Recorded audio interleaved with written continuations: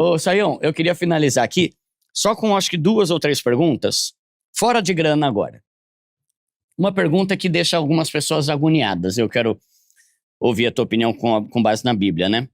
É possível um cristão perder a salvação se ele morrer antes de pedir perdão por algum pecado que ele cometeu? Porque tem muito cristão que acha, né? Meu Deus, eu não posso pedir, eu tenho que pedir perdão agora porque eu roubei uma uva da feira, ou então eu tenho que pedir perdão para minha esposa ou para meu marido porque eu já tive uma discussão, porque se bater o carro e morrer eu vou para o inferno. Faz sentido esse raciocínio? Então, o que acontece? Tiago deixa claro, quando ele vai falar do problema mais sério que nós temos, que é chamado a língua, né? Uma pequena fagulha põe fogo em tudo. Ele vai dizer, todos nós tropeçamos em muitas coisas. Então é o seguinte, existe, vamos dizer, a Olimpíada dos Perdidos aí, em que eles vão dizer, nos Jogos Olímpicos dos Perdidos, eles vão decidir qual modalidade que eles classifica. E a pergunta é a seguinte, ressentimento, inveja, ter um pensamento impuro, ter qualquer coisa, se a gente colocar a barra no lugar certo, todo mundo está desclassificado, não fica ninguém. Então, nesse caso, se você entender que você cometeu um erro, né, ou cometeu, sei lá, vamos pensar, um casal brigou antes de dormir, um falou uma coisa pesada para o outro lá, e depois o sujeito, né, ou a mulher viraram para o lado e dormiram, e Jesus voltou no meio da noite, eles estão perdidos, agora o cara vai estar condenado por causa de uma situação dessa. Se isso fosse o caso, nenhum de nós se salvaria. O que a gente faz, a gente escolhe pecados mais complicados, né? Não sei se a uva ou a goiaba, talvez a melancia, né? E a gente coloca aleatoriamente a nossa barra. Por isso que muita gente que fala tanto em perda da salvação, cada um perde do jeito. Tem lugar que perde por causa do cabelo, outro lugar perde por causa da roupa, outro lugar perde por causa do bigode, não sei, né? Nesse sentido, o evangelho ele é totalmente desvalorizado. O evangelho não tem sentido nenhum. Parece que o sacrifício do Filho de Deus, de Cristo Jesus, para nos salvar é tão ineficiente que qualquer escorregada nossa, nós estamos para sempre perdidos. Isso é tão sem sentido, porque a gente fala, né? Judas traiu e se mostrou alguém que realmente não era convertido. Pedro negou, os outros nem para negar não estavam, tinham fugido, todos foram embora. Então, se Jesus fosse passar a régua, não ficaria ninguém. Tomé disse, eu não acredito de jeito nenhum. Jesus deixou ele tocar. Então, o evangelho é a salvação pela graça de Deus em Cristo Jesus. A não ser que aconteça uma outra situação, que não é exatamente você falhar e você cometer um erro e então Deus dizer, olha, meu amigo, meu filho, você está sujo, em vez de eu te dar um banho, eu vou simplesmente jogar você para fora de casa. Você não é mais da parte da família de Deus. A não ser que aconteça o que a Bíblia vai chamar de apostasia. Você tem sinais claros de apostasia, por exemplo, no livro de Hebreus.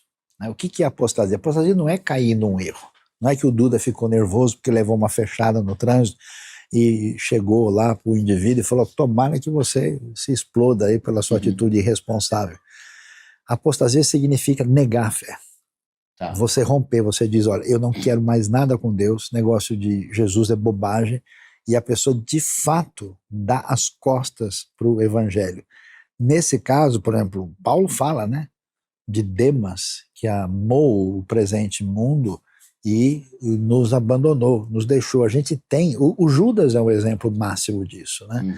Então, nesse caso, a pessoa parece que está comprovando que a fé que parece ter começado na vida dela não vingou. Ele não é um nascido de novo, mas se a gente viver nesse terror, né, de, puxa, eu cometo uma falha e por alguma razão, né, não deu tempo de agilizar, então toda a minha vida cristã está anulada, certamente isso não é o ensino do evangelho. Tá, então a pessoa, se ela apostatar e falar, eu não quero mais saber, eu nego Jesus, sim. Agora, se uma pessoa que ama a Deus, mas comete um deslize, não pede perdão, bate o carro e morre, isso não tem nada a ver com ela perder a salvação. De jeito nenhum. Tá. Se fosse esse o caso... Tá todo mundo lascado, né? Não fica ninguém. Nos vemos no inferno. Tá amarrado, não bate na madeira, bate na... Já perdeu, tá vendo? Bateu na madeira. Aí, dentro desse contexto, se um pecado não necessariamente ou não faz a gente perder a salvação, um suicida pode se salvar? Então vamos lá. Porque tem gente que bota esse versículo e não tem, né? Os suicidas não herdarão o reino do céu. Não tem esse versículo, né? Não tem. Então, quando a gente pensa em suicídio, nós estamos falando de diversas coisas diferentes, né? Então, o que acontece?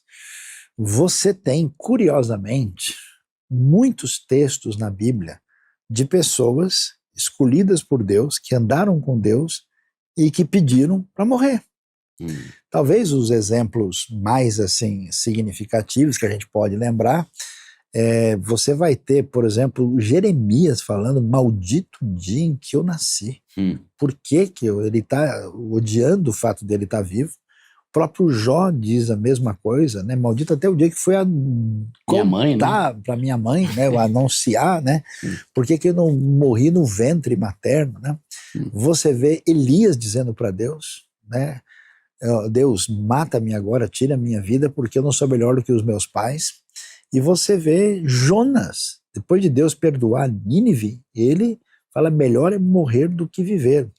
Então, o texto bíblico é muito interessante, porque ele mostra, diferente dos livros da história humana, que pintam sempre os seus heróis de uma maneira maravilhosa, os protagonistas dos textos bíblicos são mostrados na sua fragilidade plena. Então, quando mostra esse pessoal que chegou numa situação limite e pediu para morrer, a gente vê o retrato real da condição humana. E aí o que acontece? Pessoas que tiram a sua vida, elas fazem isso de maneira muito variada. Por exemplo, tem gente, que eu já sei de casos específicos, que morreu sem querer. O cara errou a dose de remédio. A pessoa tem problema mental, a pessoa cometeu um equívoco ou até entrou numa situação de surto onde não tinha condições de entender o que estava fazendo. Há pessoas que passam por um processo de dor tão fora de si que, na verdade, eles não estão nem querendo tirar a vida, eles estão querendo aliviar a dor e não têm a devida percepção do que estão fazendo. E existe suicídio causado por um caminho de afastamento de Deus, de pecado e de maldade. Nesse caso, você tem um exemplo, por exemplo, do próprio Saul, que vai fazer isso, e o exemplo mais emblemático é do próprio Judas, né? Aí você vê que, então, o suicida, cuja morte representa uma trajetória de rebelião, de oposição a Deus, onde ele chega no ponto final da sua postura, com certeza essa pessoa não pode ter salvação e ter vida eterna. E eu conheço pessoas até que passaram por uma situação de ameaça assim, até por estarem sob domínio de forças malignas, de poderes do mal, né? E então, é claro, mas não podemos dizer que todos os casos sejam a mesma coisa. Até porque nós vamos ter algumas coisas na Bíblia que chamam atenção. Dentro dos casos de pessoas que, vamos dizer, provocaram a própria morte, além do Saul e além do próprio caso do Judas, nós temos a história de Sansão. E é curioso que na história de Sansão, o que a gente Deus vê? deu uma força ali, né? Deu uma mãozinha. Então, ele falou: morra eu com os filisteus. Então a gente tem uma linha muito tênue quando a gente fala de tirar a vida, porque você tem a pecaminosidade extrema, a fuga e o desespero de lidar com a vida, ou uma atitude de coragem extraordinária. No caso de Sansão, vamos dizer, ele se sacrifica. Você percebe que a linha é tênue entre um herói que entrega a vida, alguém que foi lá, no Titanic, que está afundando, e o sujeito falou: não, dá aí o meu lugar para a fulana e para a criança e eu fico aqui. O sujeito se suicidou, ele vai estar condenado porque ele não aproveitou a oportunidade. Então a gente tem que tomar um cuidado muito grande. E, para a gente ir mais longe ainda, quando você lê lá João 10, 18, Jesus diz o seguinte: ninguém tira de mim a minha vida, mas eu a dou, eu entrego. Então, num certo sentido, Jesus se fez morrer por nós, pela razão mais sublime possível e fundamental. Então, eu conheço pessoas, histórias de pessoas, que se permitiram morrer antes por uma razão nobre, de heroísmo, de benefício para os outros. Então, existe o que a gente pode chamar, se a gente puder dar esse nome, de um suicídio virtuoso em favor de uma causa de pessoas né, que são beneficiadas, e é claro que as pessoas dessas não estão sendo condenadas por isso. Existe o caso de pessoas que não conseguiram lidar com a dor. Existe o caso de pessoas que a gente viu até pastores se suicidando, né? Por causa de depressão, essas exatamente, coisas. Né? Às vezes é uma questão de enfermidade, né? A pessoa não entende. Chega um momento que a crise da pessoa é tão acentuada. Eu lidei com pessoas assim, e a pessoa, depois de um tempo recuperada, ela diz: nossa, eu não consigo entender por que eu pensei e agi daquele jeito. Né?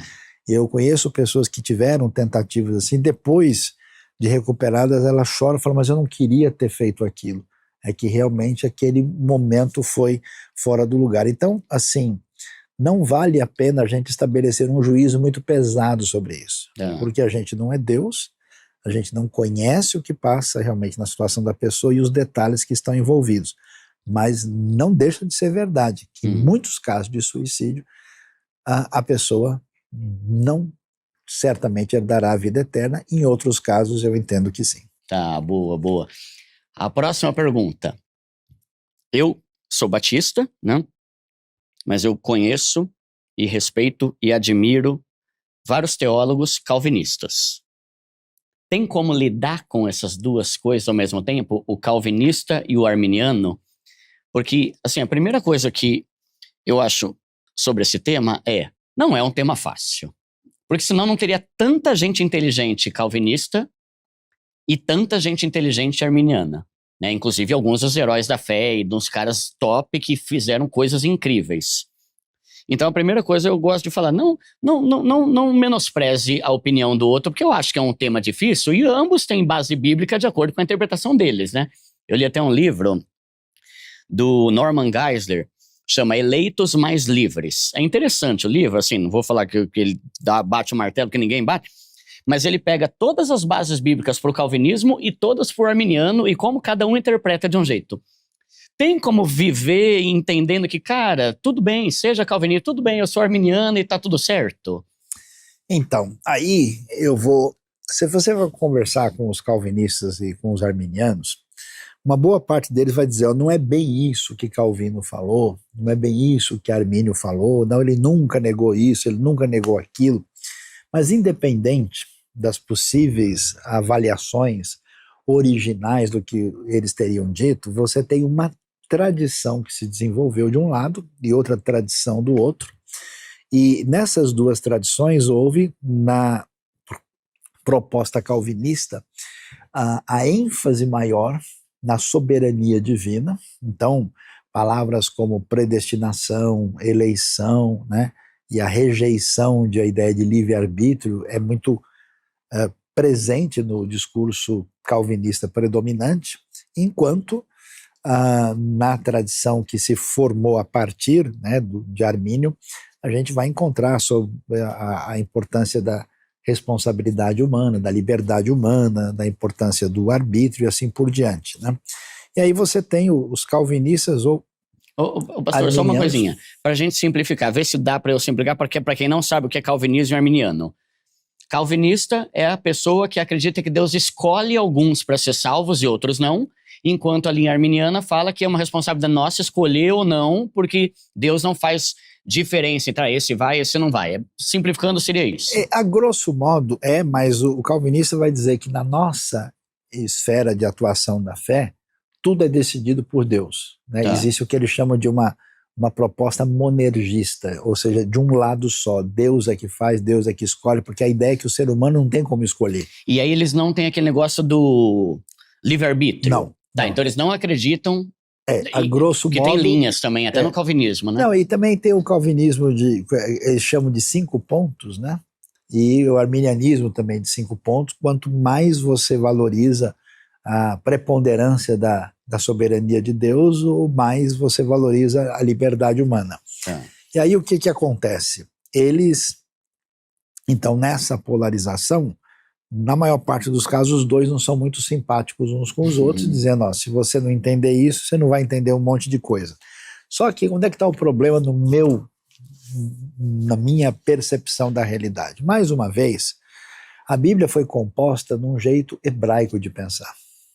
Entendeu? É como se você pega, sei lá, o seu adaptador, aí, o seu cabo do iPhone e tenta colocar no Android, lá no Samsung, e diz, ó, não está funcionando.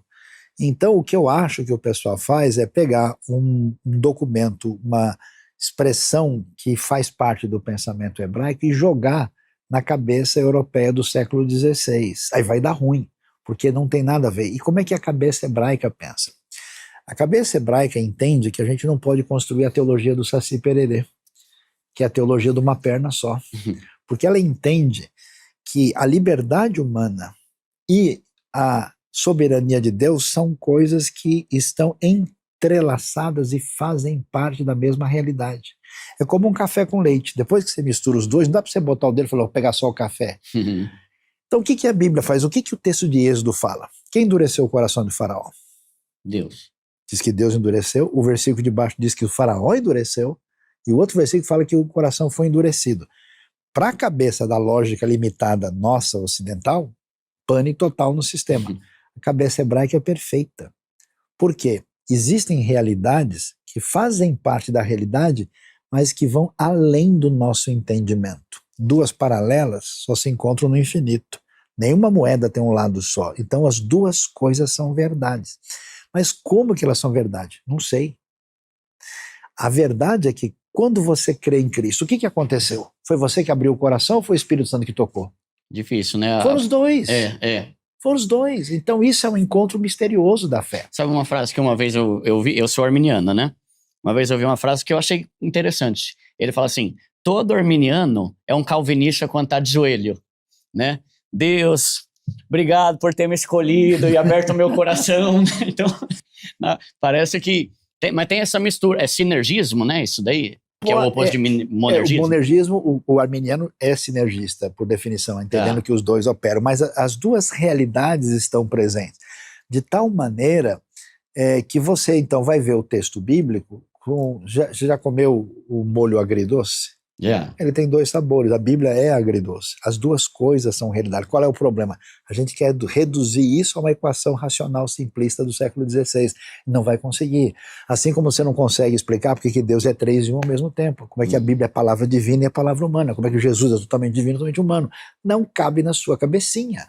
Talvez na ressurreição, quando ela virar 2.0, pode ser que você consiga enxergar mais. Por enquanto, não. Então, o que você tem que fazer? Glorifique a Deus pela sua escolha, por aquilo que ele faz na sua soberania, e ao mesmo tempo seja responsável com a sua vida e tome atitude, não fique jogando nas costas de Deus o que está na sua responsabilidade, porque a sua liberdade é um fato real.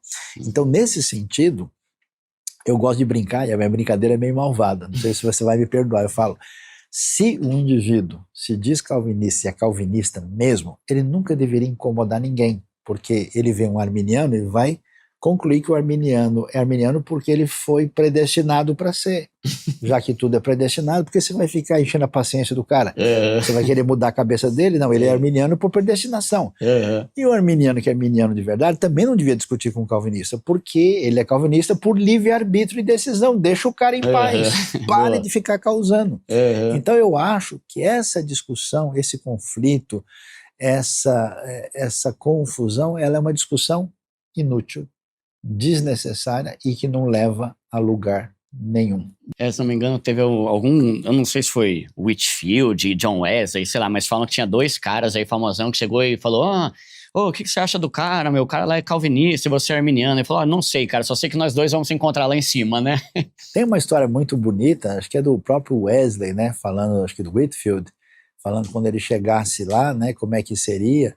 Ele disse, olha, eu não sei, eu acho que ele vai estar tão mais perto da glória de Deus lá, que eu não sei nem se eu vou conseguir enxergá-lo.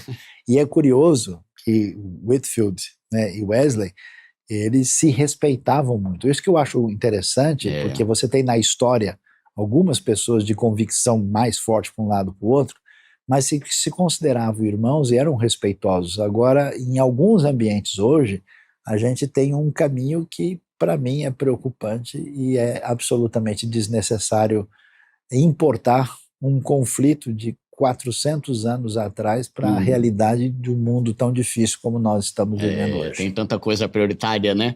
É o que eu falo, né? Galera, não tem problema se você é de esquerda. Não tem problema se você é de direita. O problema é você ser chato. Nossa, o problema é você ser babaca. Qualquer coisa que eu preciso. Eu postei um boné vermelho. Lula não sei o que lá. Caramba, era só um boné vermelho, criatura. Aí você posta alguma coisa. Bolsonaro. Para de ser chato. Tá pra nascer gente mais medíocre do que gente que fica falando o nome de político nos comentários, né? Não, e você sabe que, né, muçulmano é xiita e muito evangélico é chato. E tem muitos. Então, o problema não é você ser calvinista ou arminiano. Você é chato, cara. Vive a tua vida aí. Última pergunta, professor. O que é o pecado contra o Espírito Santo? Esse é meio chatinho, esse tema, hein? Então, mas não tanto assim, né? O pecado contra o Espírito Santo, mais bem descrito lá em Mateus como blasfêmia contra o Espírito Santo, né? Então, o que acontece? A princípio, a pessoa lê um negócio desse e fica assustado. Nossa, se eu falei qualquer bobagem mal pensada aí sobre o Espírito Santo, agora eu estou lascado, não tem o que eu possa fazer. Mas o que acontece no texto bíblico que é mencionado é o seguinte: Jesus faz milagres extraordinários diante dos religiosos da época, alguns fariseus. E naquele momento eles dizem o seguinte: o que ele está fazendo é através do poder de Beelzebu. Então, o que você entende? O Espírito Santo tem uma função de convencer as pessoas de quem é Jesus. Ele vem dar testemunho, ele vem convencer o mundo do pecado, da justiça, do juízo, vem apontar para Cristo, né?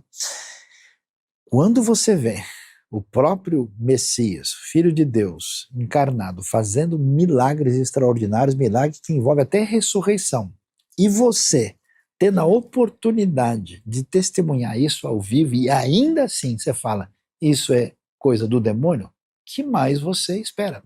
Existe um raciocínio na Bíblia que é o seguinte: quanto mais revelação de Deus você tem, mais responsável você é por responder essa revelação. Essas pessoas conhecem as Escrituras, eles passaram a vida toda estudando a palavra de Deus, eles estão diante do Messias Jesus, eles estão vendo os milagres mais extraordinários e o coração se fecha de tal maneira que eles afirmam disso. Nessa hora Jesus responde. E aí ele diz que qualquer coisa, né, poderia ser passível de perdão, exceto a blasfêmia contra o Espírito Santo. Blasfêmia tem a ideia de denunciar, de caluniar, de falar negativamente.